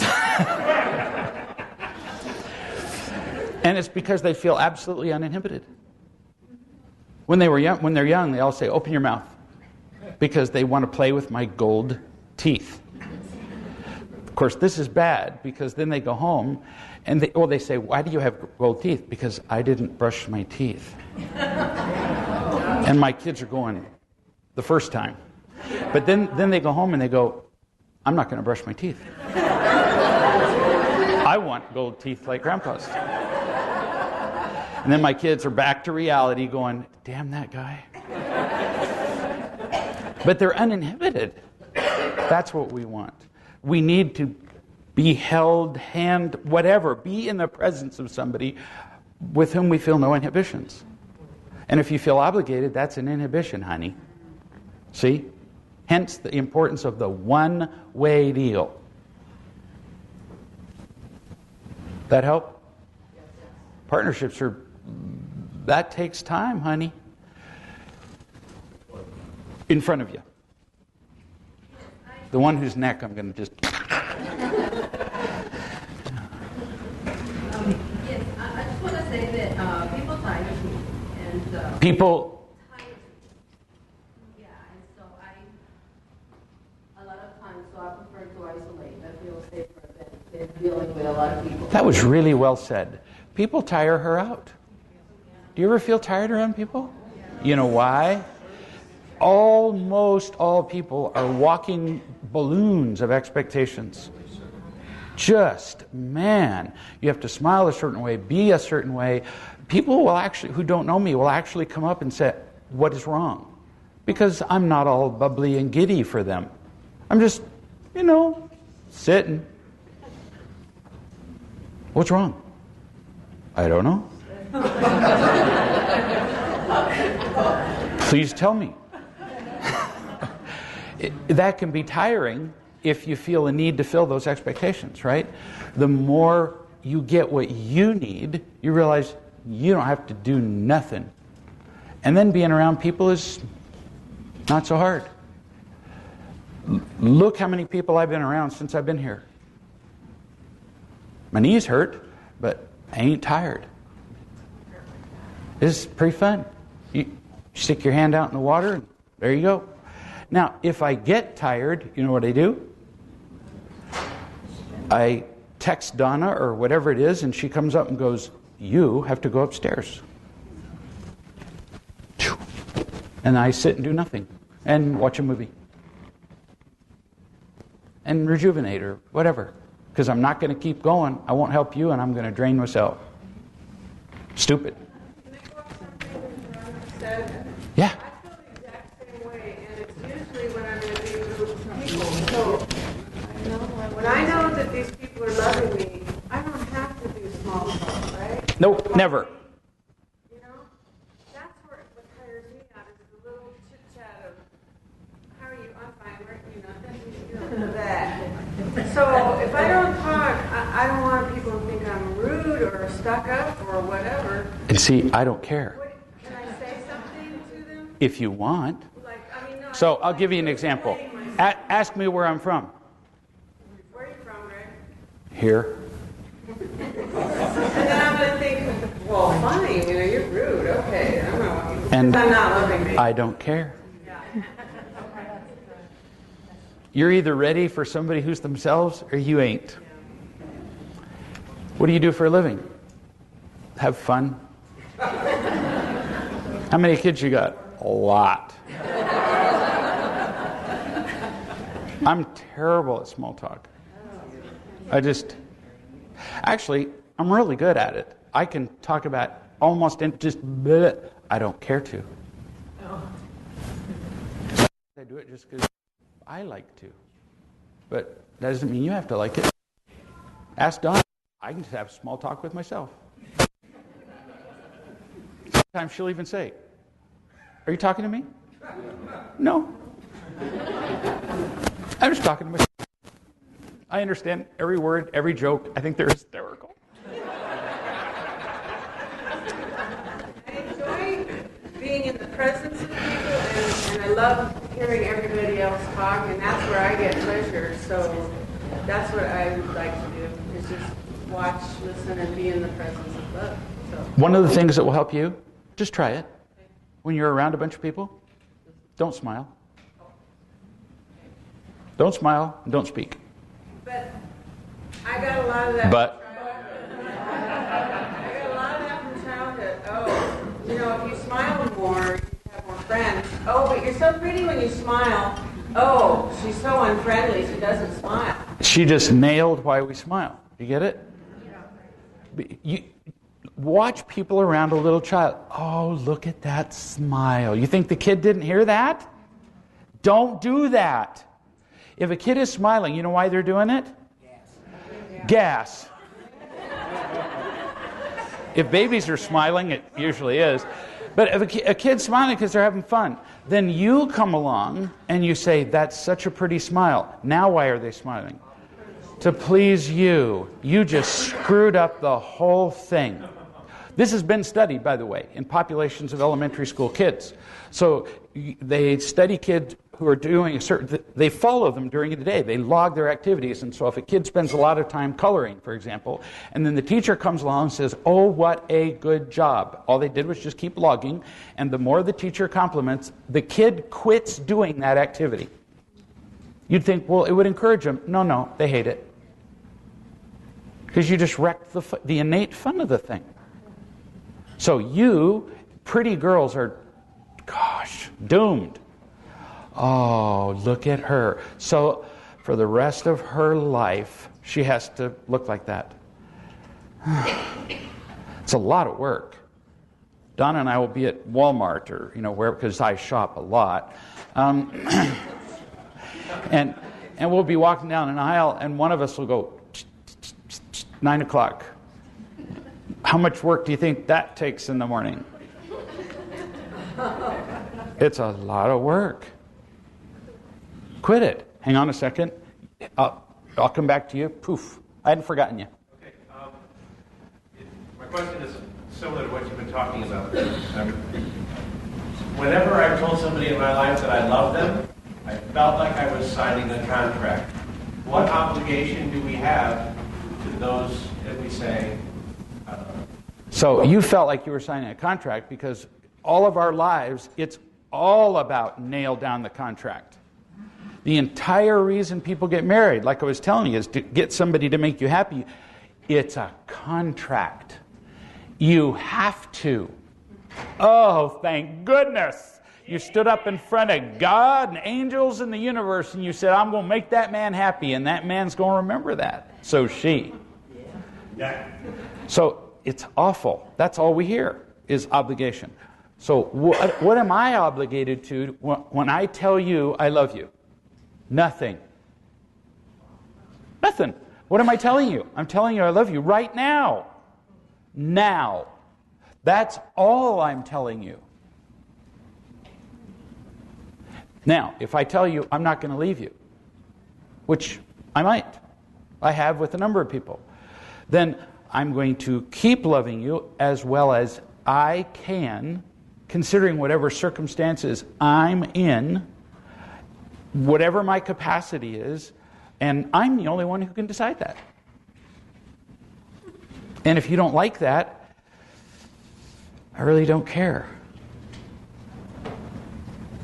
I can't care.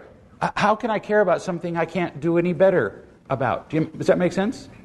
All I can give you is what I got. It's so freeing. So, I'm holding somebody up here. There's a line of 12 people. I can already tell I'm going to get to the next 2 or 3. So eventually I tell somebody, tell the next person that they're the last person. Do I feel bad about that? Nope. And I don't hurry up because there are 12 people. We got more time. I'm going to be here during lunch and during 2 more breaks, and I'm going to hang around afterward. And so if you didn't get what you wanted, then you were stupid. But if I'm worried about her while I'm holding